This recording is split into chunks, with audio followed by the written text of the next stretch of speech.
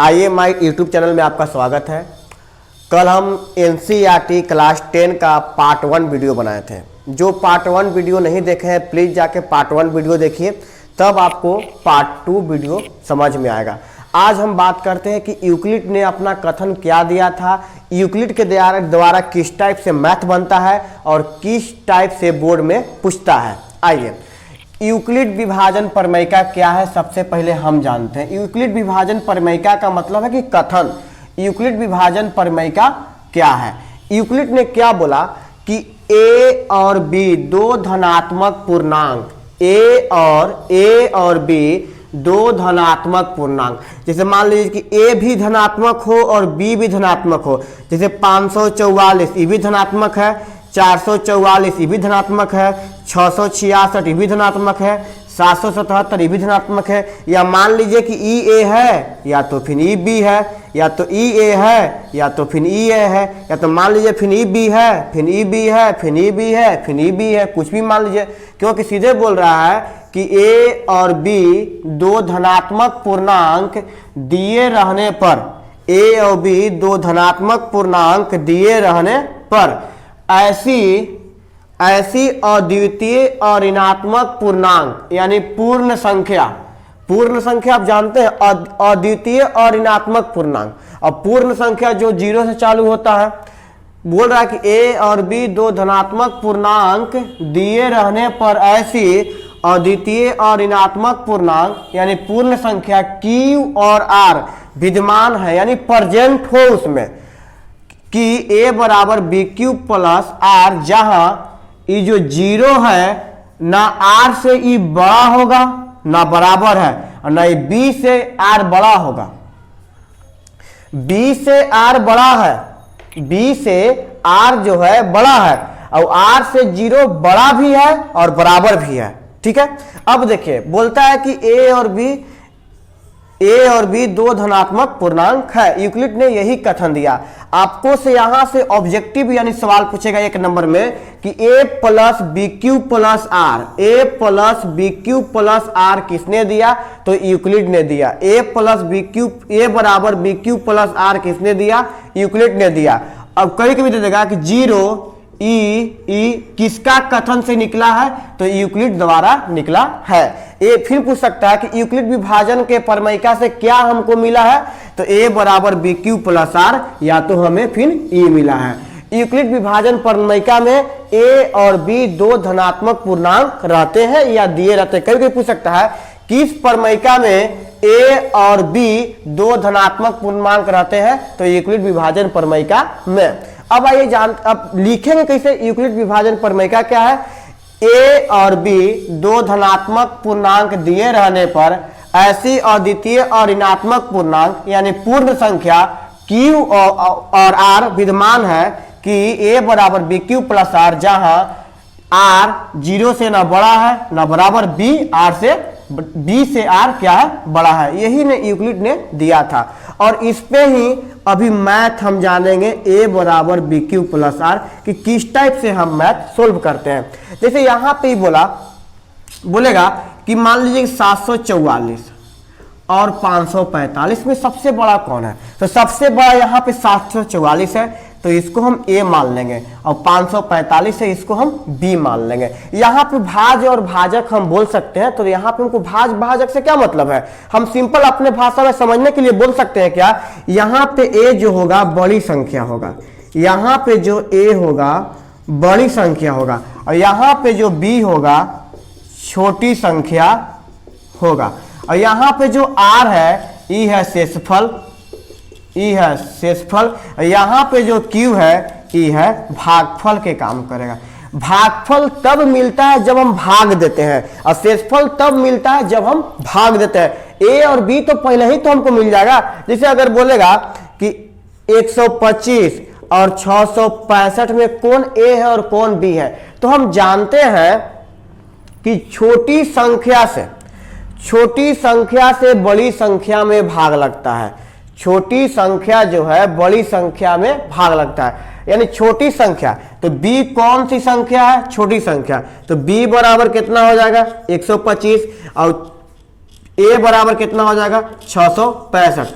125 से हम अगर 665 में भाग दें तो हमको भागफल भी मिल जाएगा, जो नीचे बचेगा वो शेषफल भी मिल जाएगा।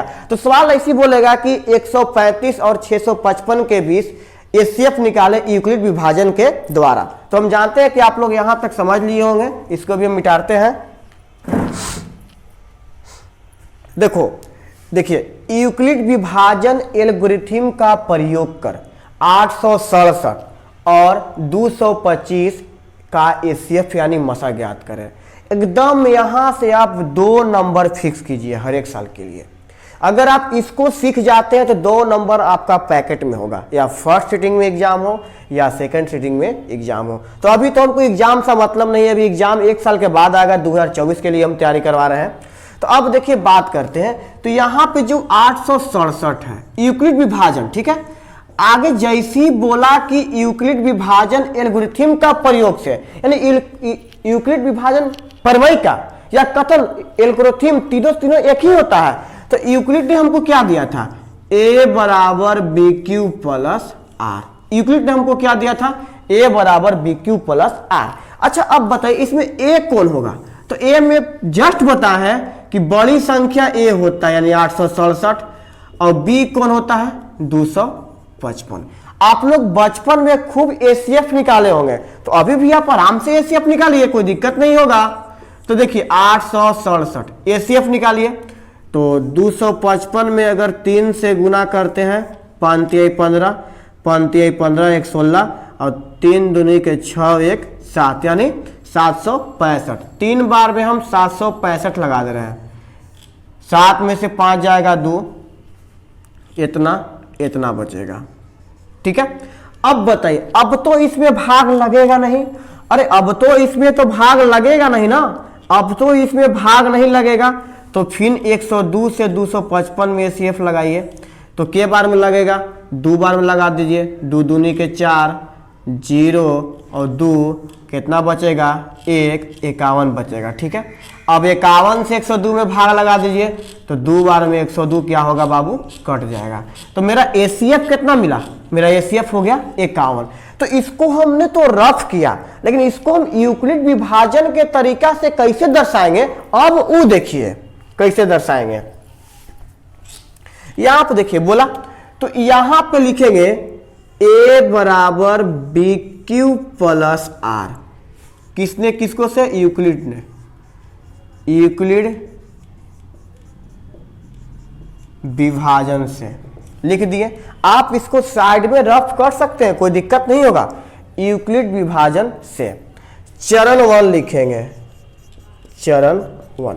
अच्छा मान लीजिए कि इतना हम जब तोप लेते हैं, जैसे मान लीजिए कि इतना का अगर खाली हम बात करते हैं, इतना का अगर बात करते हैं, तो इसमें मेरा a कौन होगा, 867 बड़ी संख्या होता है, a कौन होगा। जैसे हम इतना की बात करते हैं, देखिए 255 और 867, ये जो लगा हुआ है इतने ना आया है, तो इतना में हमको a कौन होगा, a मेरा e होगा, सबसे बड़ा e है, यहाँ पुट कर दीजिए 867 बराबर b छोटी संख्या क्या हो जाएगा 255, और q आपका क्या है, भागफल है, q से गुना कर दीजिए। r क्या है, शेषफल है, r क्या है, शेषफल है। अगर आप इतना पे भी इसको छोड़ सकते हैं ना, तो आप बराबर भी कर सकते हैं, 867 5 तिहाई 15, 5 तिहाई 15 116, और 3 दूनी 6 1 7 प्लस 102, 867 बराबर 867। कोई देखिए इतना में सबसे बड़ी संख्या कौन हुआ, ए हुआ, क्योंकि यहां तक ना पहला चरण है, क्योंकि यहीं पे ना शेषफल मिलेगा, तो पहला चरण मेरा ई है। अब बात करते दूसरा, एचसीएफ तब तक हम नहीं बता सकते जब तक मेरा शेषफल क्या होता है, 0 ना हो जाए, ठीक है। तो अब देखिए इसका तो काम हम खत्म कर चुके हैं। अब आइए चरण 2, चरण क्या हो गया 2। चरण 2 में ये कहता है कि अब बताइए ई 102 और इतना में आइए, इतना में, क्योंकि इससे भाग लगेगा इसमें ना, यहां सोच रही। तो अब बताइए कि 255 बड़ी संख्या होगा यानी ए होगा, और बी होगा क्या 102। तो अब देखो 255 बराबर 102 गुने 2 प्लस 51। ए तो ए लिखे, बी तो बी लिखें, क्यू वहाँ पे 2 है और आर यहाँ पे 51 है, तो इसको बराबर कर देते 255, 4 0 2 प्लस 51 यानी 255 बराबर 255। जब तक यहाँ कट ना जाए तब तक हम चरण बनाते ही रहेंगे। चरण थर्ड आइए। अब बताइए, इसका भी काम खत्म, इसका भी खत्म, लेकिन ई अभी बच्चा है छोटा। तो अब देखिए इसमें सबसे बड़ी संख्या कौन होगा? 102। तो 102 बड़ी संख्या होगा बराबर, इसमें छोटी संख्या कितना होगा? 51। 51 गुने 2 और शेषफल कितना होगा? 0। भाग शेषफल कितना होगा? 0। तो 102 बराबर 102। तो अब देखिए यहाँ पे जो जब तक शेषफल 0 ना मिल जाए तब तक हम ऐसे नहीं बता सकते हैं। जब तक यहाँ पे कट न जाए पूरा तब तक आपको भाग लगाते ही रहना है। आप लोग बचपन में स्टेप सीखे होंगे। अब यहाँ पे लिखेंगे अतः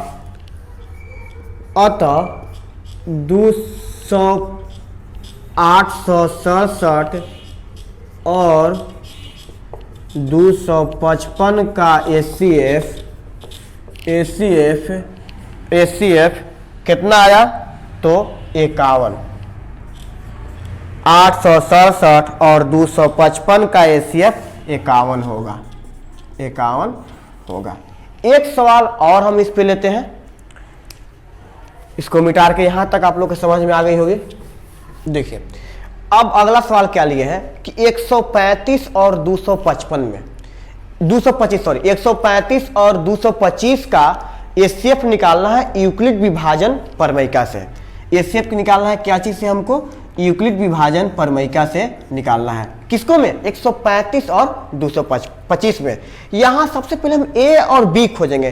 तो A जानते हैं किसको कहते हैं? बड़ी संख्या 225। B किसको कहते हैं? छोटी संख्या। ठीक है, अब आराम से अब आगे हम रफ कर लेते हैं इधर। तो 135 और 225 भाग लगाइए, कितना बार में लगेगा? 2 से करेंगे 5 दूनी के 10, 3 दूनी के 6, 1 7, यानी नहीं लगे। एक बार में 135 लगाते हैं तो 0। 12 में से 3 जाएगा, कितना बचेगा? 9।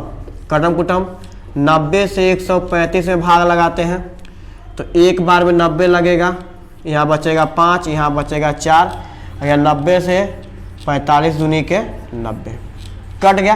तो इसका ACF साफ जाहिर हुआ कितना होगा? 45 होगा। ठीक है, अब आइए लिखेंगे A बराबर BQ प्लस R यूक्लिड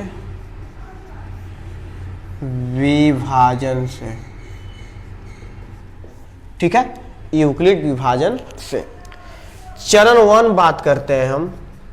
चरण 1 देखिए यहां तक आया मेरा चरण 1, शेषफल बचा है। फिर शेषफलवा लेके इस शेषफलवा तक आया चरण 2, और इस शेषफलवा लेके यहां तक आया चरण 3 तक कट गया है। तो चरण 1 में A कितना होगा? 255 A होगा, और B कितना होगा? 135।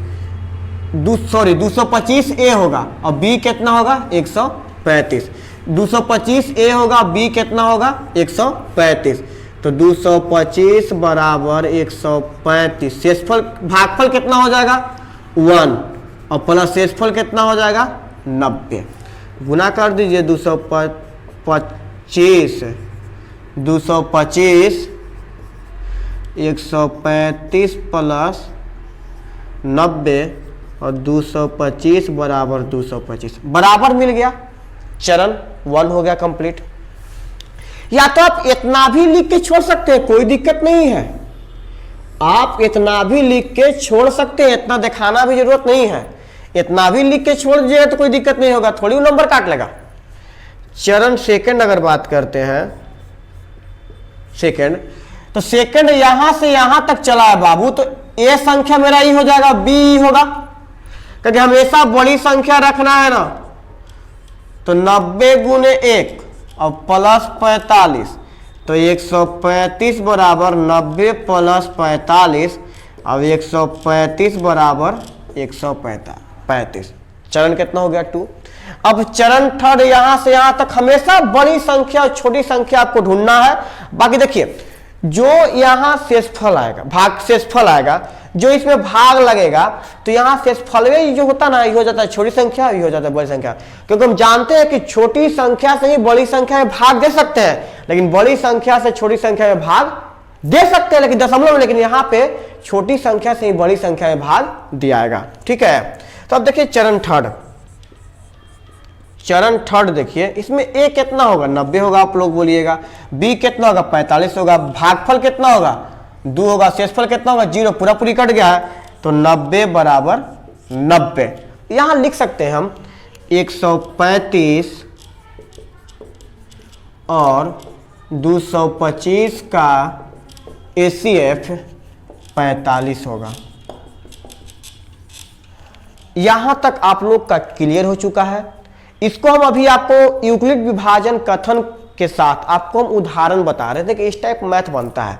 आपको एनसीईआरटी का पूरा 1.1, 1.2, 1.3, 1.4 जितना भी एक्सरसाइज होगा आपको क्लियर बाय क्लियर किया जाएगा, एकदम क्लियर बाय क्लियर किया जाएगा। ठीक है, अगर मेरी आपको वीडियो पसंद आता होगा तो आप शेयर कीजिए, लाइक कीजिएगा। धन्यवाद।